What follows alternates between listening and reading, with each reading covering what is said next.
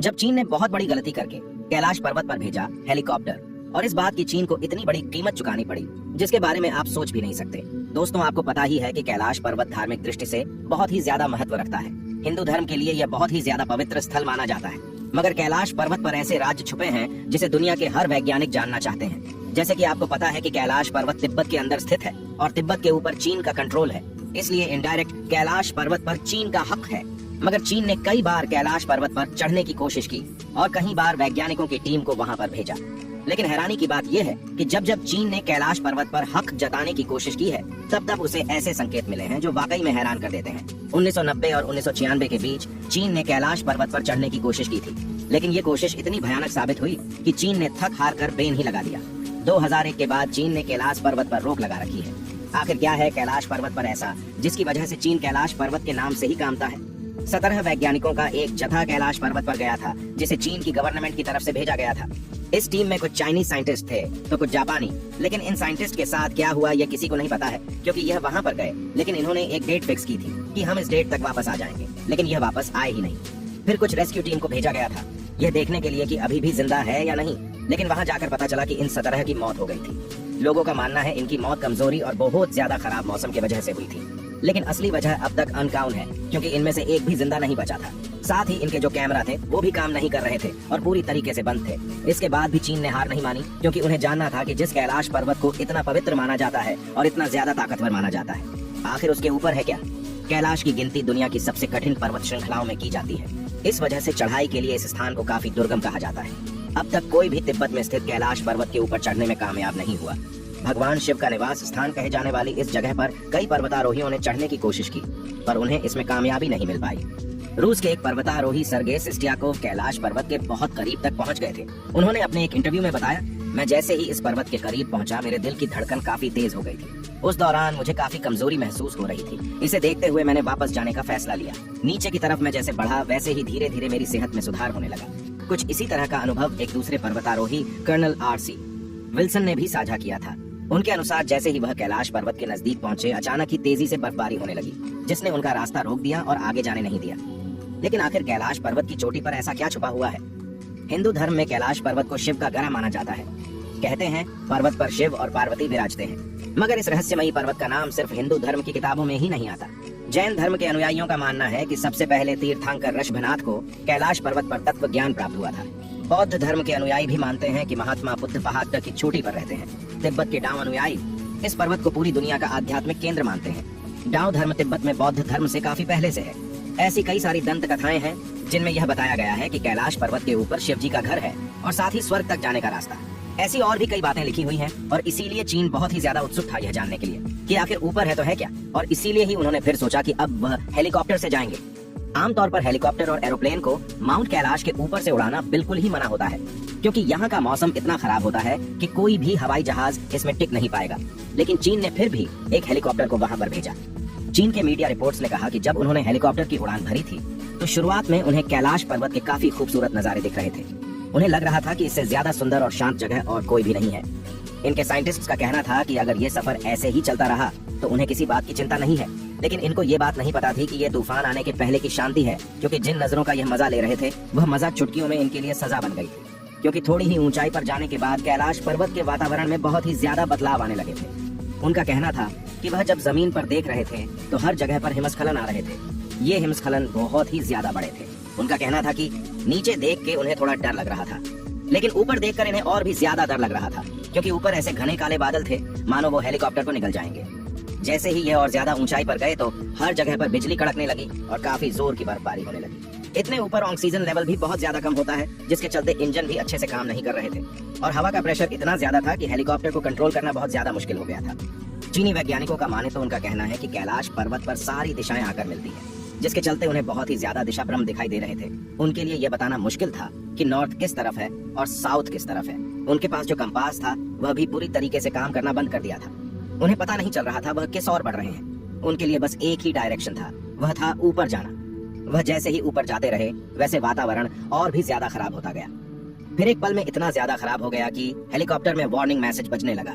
साथ ही पेट्रोल के कांटे ने भी काम करना बंद कर दिया था। उनका दिल जोर जोर से धड़क रहा था और उनके दिमाग में वापस जाने के ख्याल आ रहे थे, और फिर इनके पास और कोई चारा नहीं बचा। और इन्हें ये मशीन आधे में ही रोकना पड़ा। कैलाश पर्वत पर चढ़ना नामुमकिन माना जाता है। ये हेलीकॉप्टर भी उसके ऊपर नहीं चढ़ पाए। इस हादसे के बाद चीन बहुत डर चुका था।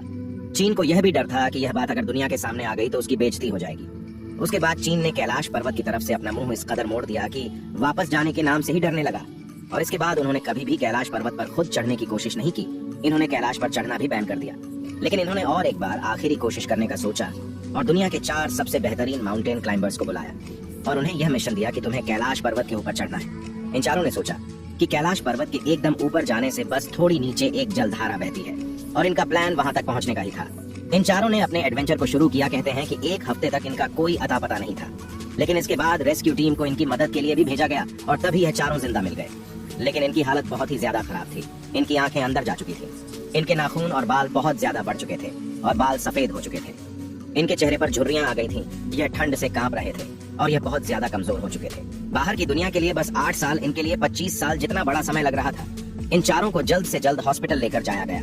लेकिन यह सही अवस्था में आते उससे पहले ही इन चारों ने अपना दम तोड़ दिया। माना जाता है कि कैलाश पर्वत पर इंसानों की उम्र बहुत ज्यादा तेजी से बढ़ने लगती है। आमतौर पर हमारे नाखून और बाल बढ़ने में 2 हफ्तों का समय लगता है, लेकिन कैलाश पर्वत पर बस 12 दिनों के अंदर यह सब बढ़ जाता है। ये टाइम ट्रैवल नहीं तो और क्या है। जहाँ वैज्ञानिक आज तक टाइम ट्रैवल का कोई पक्का सबूत नहीं खोज पाए हैं, लेकिन भोलेनाथ की महिमा के आगे सब कुछ फेल है। माना जाता है कि यह शिव जी का कवच है ताकि कोई भी कैलाश पर्वत के ऊपर तक पहुंच ना पाए। आमतौर पर कैलाश पर्वत की एकदम ऊपर पहुंचने में बहुत ज्यादा समय लगेगा और अगर ऐसे ही कमजोरी बढ़ती रही तो वह अपर पहुंचने से पहले ही मर जाएगा। कहा जाता है कैलाश पर्वत में चढ़ते वक्त एक पॉइंट आता है जिसके बाद ठंड बहुत ज्यादा बढ़ जाती है। आपको घबराहट होने लगती है और कई आवाजें मन में आती है कि वापस चले जाओ, जैसे कि कोई हमें चेतावनी दे रहा हो। जिन्होंने इस पर चढ़ने की कोशिश की है उनका कहना कि इसके ऊपर किसी पारलौकिक शक्ति का हाथ है। वैसे ये सवाल तो मन में आता है, क्या आज तक कैलाश के ऊपर कोई क्यों नहीं चढ़ा है? देखा जाए तो एक व्यक्ति है जिनका नाम था मेलारेपा है। ये एक बौद्ध भिक्षु थे और ये 1128 में कैलाश पर्वत के ऊपर चढ़े थे। माना जाता है कि मानव इतिहास के यह इकलौते ऐसे व्यक्ति थे जो यहाँ तक चढ़ आ सके थे। वैसे नीचे आने के बाद इन्होंने किसी से बात नहीं की थी, जिसके चलते हम यह पता नहीं लगा सकते कि ऊपर है क्या। वैसे लोगों का कहना है मेलारेपा पहले से काफी तिलस्वी थे, लेकिन कैलाश के ऊपर से आने के बाद उनमें बहुत बदलाव था।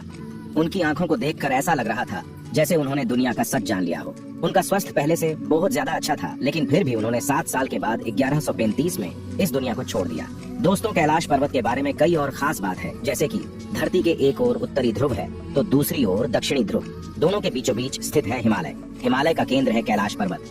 वैज्ञानिकों के अनुसार यह धरती का केंद्र है। यह एक ऐसा भी केंद्र है जिसे एक्सिस मुंडी कहा जाता है। एक्सिस मुंडी अर्थात दुनिया की नाभि या आकाशीय ध्रुव और भौगोलिक ध्रुव का केंद्र। यह आकाश और पृथ्वी के बीच संबंध का एक बिंदु है जहां 10 दिशाएं मिल जाती हैं। रशिया के वैज्ञानिकों के अनुसार एक्सिस मुंडी वह स्थान है जहां अलौकिक शक्ति का प्रवाह होता है और आप उन शक्तियों के साथ संपर्क कर सकते हैं। यह दुनिया की सारी दिशाएं मिलती हैं। कुछ मानते हैं यह जाने के बाद आप सब कुछ देख सकते हो, लेकिन इसके ऊपर जो कुछ भी है पक्का कुछ खास है। एक रशियन वैज्ञानिक है जिनका नाम है अर्नस्ट मुल्दाशेव। इन्होंने अपनी जिंदगी कैलाश पर लगा दी। इन्होंने एक किताब भी लिखी है जो कि पूरी कैलाश पर्वत के ऊपर इनकी थियरी से बनी है। इनका मानना है कि पर्वत के ऊपर कोई बहुत ही बड़ी शक्ति है जिसे इंसान नहीं समझ सकता है। इनका कहना है कि अगर आप कैलाश पर्वत पर 1 महीने रुकोगे तो वह आपकी जिंदगी का 25 साल ले लेगा। दोस्तों, इनका कहना है कि कैलाश पर्वत के ऊपर नहीं, कैलाश पर्वत के अंदर भी अलौकिक शक्ति है। इनका कहना है कि जब कैलाश पर्वत में रात हो जाती है तो एकदम शांत माहौल में आपको एक धुन या फिर ओम की आवाज सुनाई देगी। इनका यह भी कहना है कि कई बार आपको पहाड़ के अंदर से कुसकुसाने की आवाजें सुनाई देगी। कई बार पहाड़ के अंदर से चट्टानें गिरने की या फिर कुछ बनने की आवाज से भी आती है। इनका यह भी मानना है कि पहाड़ के अंदर कोई रहता है। इनका कहना है कि इसके बाद इन्होंने जब अपने साथियों के साथ यहाँ पर थोड़ा वक्त बिताया तो इन्हें यह महसूस हुआ कि पक्का इस पहाड़ के अंदर कुछ है। वैसे तिब्बत की पुरानी किताबों में यह सब लिखा है कि कैलाश में एक ऐसी जगह है जहाँ से आप स्वर्ग में जा सकते हो। इस स्वर्ग को शंभाला कहा जाता है। कई हिंदू और टाइबेटियन ग्रंथ में लिखा हुआ है कि यही से सारे देवी देवता जन्मे थे। और ये भी माना जाता है कि कृष्ण भगवान का जो आखिरी अवतार होगा, जो इस दुनिया से पाप का नाश करेगा, वो यहीं से आएगा। और अर्नस्ट की बातें सुन के यही लग रहा है जैसे कि शंभाला कैलाश के अंदर है और शायद उसके ऊपर से शंभाला तक जाने का रास्ता हो। वैसे अर्नस्ट के बाद और भी लोग हैं जो जब कैलाश पर्वत पर गए तो उन्हें अलौकिक शक्ति का एहसास हुआ।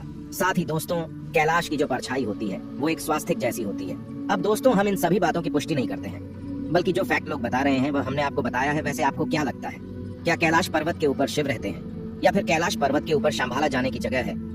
इस वीडियो को लेकर आपके मन में जो भी सवाल आ रहे हैं सबके सब कमेंट्स में जरूर बताना और इस ज्ञान से भरी सच्ची बातों को सबके साथ बताना, क्योंकि ज्ञान बांटने से बढ़ता है। धन्यवाद।